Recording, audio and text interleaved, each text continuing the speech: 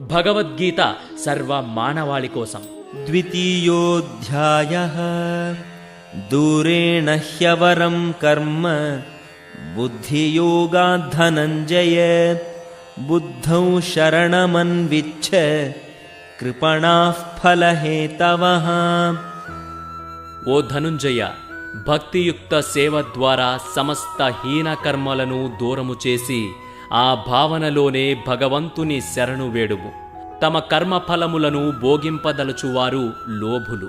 శ్రీకృష్ణ భగవానుని నిత్య దాసునిగా తమ నిజ స్థితిని అవగాహన చేసుకొనినవాడు కృష్ణ చైతన్యములో వర్తించుటను తప్ప ఇతర అన్య కార్యములనన్నిటినీ త్యజించును.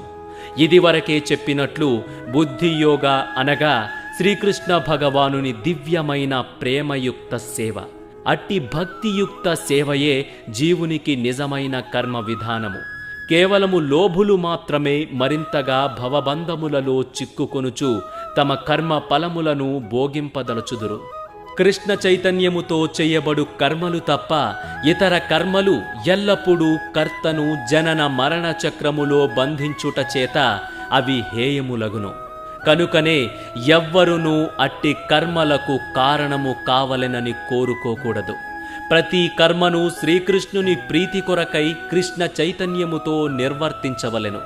లోభులు కష్టముతో లేదా అదృష్టముతో సంపాదించిన ధనమును ఎట్లు వినియోగించవలెనో ఎరుగరు. నిజమునకు మానవుడు తన శక్తి సామర్థ్యములనన్నిటినీ కృష్ణ చైతన్యము కొరకే వినియోగించవలెను. అదే మానవుని జన్మను పరిపూర్ణము చేయగలదు. దురదృష్టవంతులైన వ్యక్తులు లోభుల వలెనే తమ మానవ శక్తిని భగవత్ సేవలో వినియోగించరు.